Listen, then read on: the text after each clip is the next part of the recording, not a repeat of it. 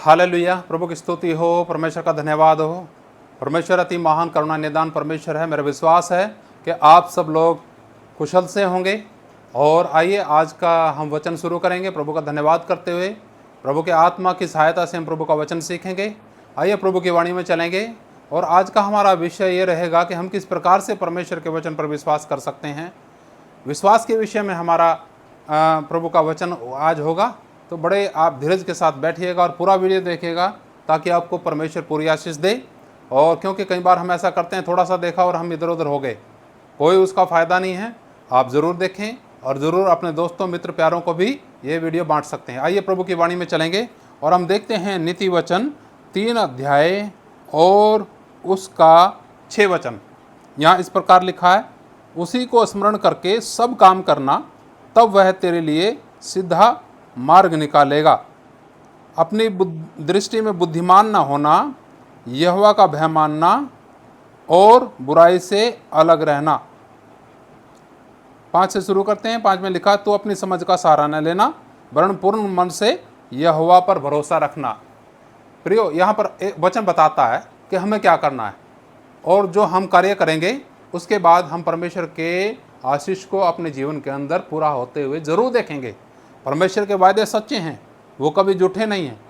कमी है तो इंसान के अंदर है, वो हम अपने आप को जांच सकते हैं आज के वचन के द्वारा कि क्या कमी है। यहाँ फिर से एक बार मैं दोहराना चाहूँगा ताकि आपको अच्छे से ये बात समझ में आए।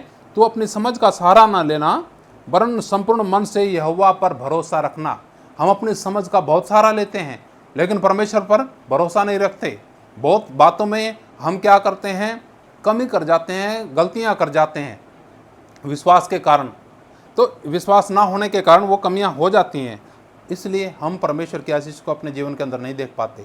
अगर प्रभु की आशीष देखनी है तो पूर्ण मन से, पूरे मन से भरोसा रखना उस सर्वशक्तिमान परमेश्वर पर, जिसने आपको बुलाया, जिसने आपको आशीषें दी, अब तक संभाला, उसने नष्ट होने नहीं दिया। ये उसकी महाकरुणा का फल है। फिर देखिए क्या होगा अगर हम पूर्ण मन से भरोसा रखेंगे। और लिखा, उसी को स्मरण करके सब काम करना, उसी को याद करके सब काम करेंगे तो लिखा वह तेरे लिए सीधा मार्ग निकालेगा। प्रभु की स्तुति हो। आप चाहते हैं आपके लिए सीधा मार्ग हो? मार्गों में कांटे हैं, टेढ़ा मेढ़ा मार्ग है और यह नहीं पता कहाँ जाते हैं, ये मार्ग कहाँ जाएगा। तो प्रियो, क्या करना चाहिए? हमें इस वचन को अपने जीवन के अंदर स्थान देना चाहिए। दूसरा वचन हम देखेंगे जल्दी से, 2 कुरिन्थियों 5:7। 2 कुरिन्थियों की पत्री उसका 5 अध्याय और उसका 7वां वचन देखेंगे। यहाँ पर इस प्रकार लिखा है, यहाँ पर, क्योंकि हम रूप को देखकर नहीं पर विश्वास से चलते हैं। यहाँ पर स्पष्ट लिखा गया प्रभु के दास के द्वारा कि हम रूप को देख करके नहीं चलते। अक्सर लोग रूप को देख करके चलते हैं।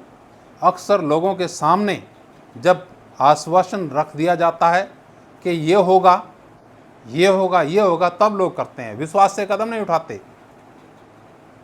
अगर उनके सामने खुल के बात रख दी जाए तब वो चलते हैं। लेकिन प्रियो, हम वैसे नहीं हैं। हम रूप को देख करके चलने वाले नहीं, हम उस सर्वशक्तिमान परमेश्वर पर भरोसा रख के चलने वाले हैं। हम उसके लोग हैं। वचन में एक जगह लिखा है कि कोई भी व्यक्ति बिना विश्वास के परमेश्वर को प्रसन्न नहीं कर सकता। आप चाहते हैं कि विश्वास के द्वारा उसे प्रसन्न करना, तो आज के वचन को बड़ी गंभीरता से सुनें और समझें।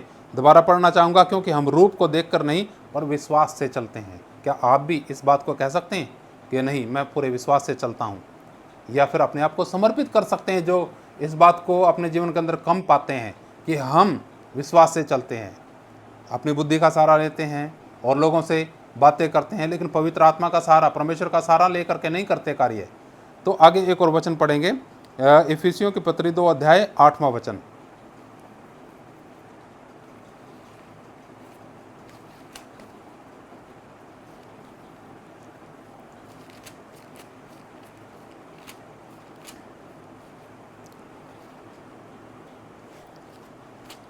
यहाँ वचन में लिखा है, क्योंकि विश्वास के द्वारा अनुग्रह ही से तुम्हारा उद्धार हुआ है और यह तुम्हारी ओर से नहीं वरन परमेश्वर का दान है।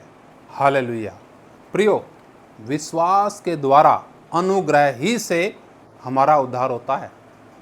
और ये लिखा वचन के अंदर, ये तुम्हारी ओर से नहीं है लेकिन परमेश्वर का दान है। क्या परमेश्वर का दान है? विश्वास भी परमेश्वर का दान है। विश्वास भी परमेश्वर डालता है, लेकिन डालेगा किसके अंदर? जिसके अंदर भूख और प्यास होगी, जिसके अंदर चाहत होगी कि वो परमेश्वर के रास्ते पे चलना चाहता है। तो प्रियो, परमेश्वर जरूर उस व्यक्ति के जीवन के अंदर विश्वास डालेगा। वो विश्वास डालेगा जिसके द्वारा उद्धार होता है।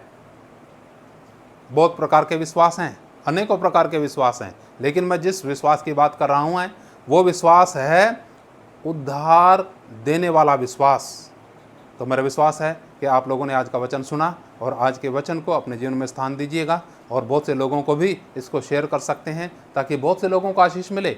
अनेकों प्रकार से लोग विश्वास में चलने के प्रयास करते हैं, लेकिन उस सर्वशक्तिमान परमेश्वर पर हर परिस्थिति में, हर बात के लिए हमें विश्वास करना है। कोई किसी बात के लिए विश्वास करता है तो किसी बात के लिए नहीं करता, कोई किसी बात के लिए करता है फिर किसी बात के लिए नहीं करता, लेकिन हमें हर बात में परमेश्वर पर ही भरोसा रख के चलना है। आप चाहते हैं परमेश्वर आपके जीवन में अद्भुत कार्य करे, तो आज का वचन आपके लिए है। परमेश्वर आप सबको आशीष दे। सबको जय मसीह की। मारना था। प्रभु यीशु मसीह जल्दी आने वाले हैं। हम परमेश्वर के वचन के अनुसार अपने आप को तैयार रखें।